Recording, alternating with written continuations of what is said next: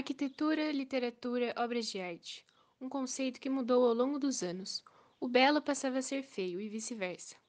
Lugares como França, Inglaterra e Itália exibiam novas belezas com o passar do século. Mas como colocar o jeitinho brasileiro em obras de arte? O que os artistas da época achavam disso? Foi um traje. Incrível. Foi uma revolução. Tudo isso aconteceu em um dos períodos mais importantes para a arte no Brasil, a Semana da Arte Moderna de 1922.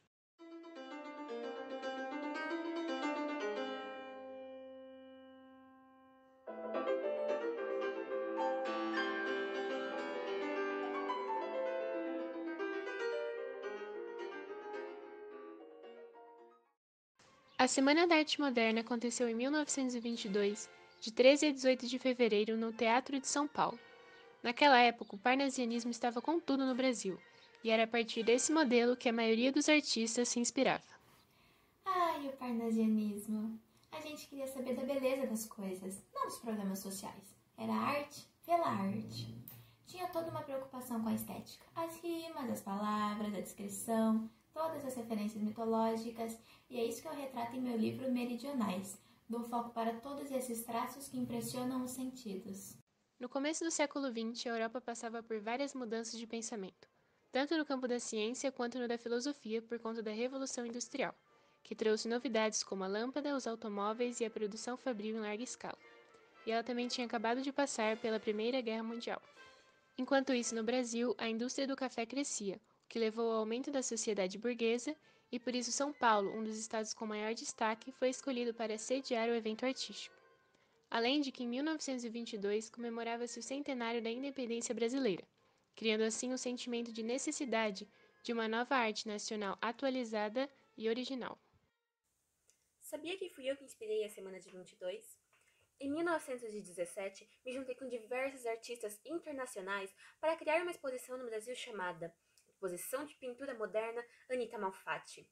Vieram diversas pessoas apreciarem as vanguardas europeias, dentre elas Mário de Andrade e Di Cavalcanti. É claro que tivemos aqueles conservadores que não gostaram muito da ideia. Dentre eles, não devo citar nomes, mas teve uma pessoa que teve a audácia de publicar na Folha um artigo falando mal de mim e de diversos outros modernistas. Vou repetir o que eu disse no artigo do Paranoia e Mistificação. Esse evento foi um ultraje. Essas considerações são provocadas pela exposição da senhora Malfatti, onde se notam acentuadíssimas tendências para uma atitude estética forçada no sentido de extravagância de Picasso e companhia. Mesmo depois de receber diversas críticas, a Semana da Arte Moderna de 1922 começou, contendo 3 dias de festivais e palestras que envolveram diversas personalidades artísticas da época.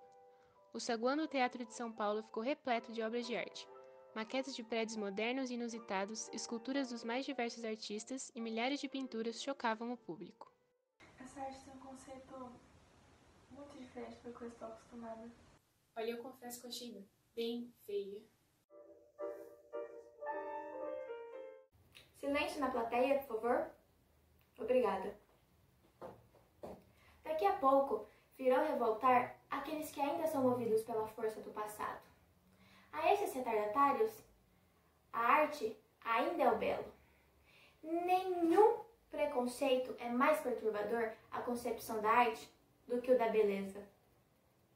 O discurso de abertura de Graça Aranha chamou a atenção do público, que tinha ouvido respeitosamente. Ao longo do dia, houve apresentações de Hernani Braga e de Villa-Lobos, além de outra conferência de Ronald de Carvalho. Seria uma semana de escândalos literários e artísticos, de meter os estribos na barriga dessa burguesiazinha paulista. Tive o privilégio de dar uma conferência naquele dia, mas parece que as pessoas não gostaram. Me vaiaram. Sim, vaiaram. Tudo porque eu dei uma palestra sobre abrasileirar a língua portuguesa. Publiquei depois sobre isso com o título A Escrava que Não Era Isaura. Como se pôde ver, não foram todos que levaram a palestra tranquilamente, e ela acabou se tornando um escândalo por todo o festival. Fiquei transtornada com esses discursos, um mais escandaloso que o outro. As coisas que o Mário falou, fazendo paródias com a Bíblia. Todas essas críticas ao que consideramos normal. No mesmo dia, Ronald de Carvalho declamou o poema de Manuel Bandeira chamado Os Sapos, que criticava os parnasianistas de maneira bem clara. Meu amigo Bandeira está doente e por isso tive que vir no lugar dele. Cara, eles ficaram bravos, investindo de todos os lados, só porque eu comparei os parnasianos com os sapos tanoeiros e os modernistas com os cururus.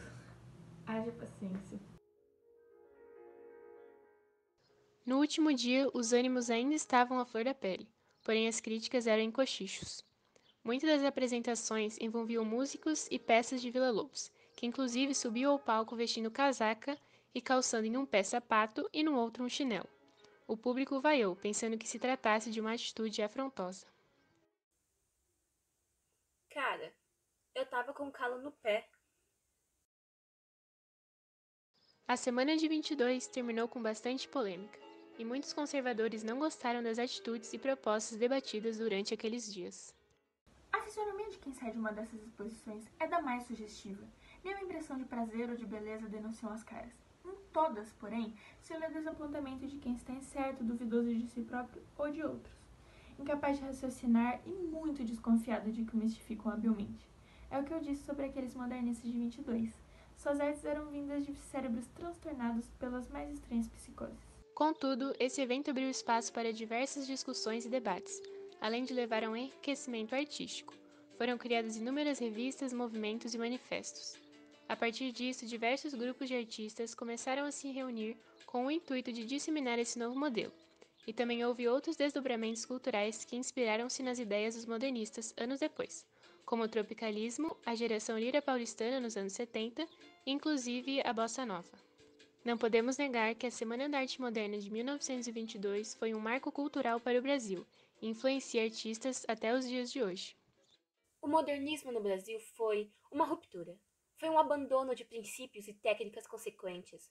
Foi uma revolta contra o que era a inteligência nacional.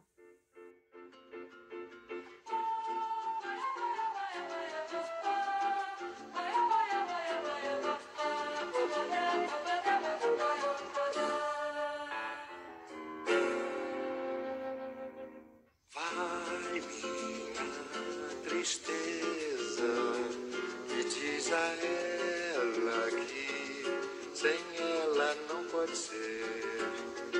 Diz-lhe numa prece que ela regresse, porque eu não posso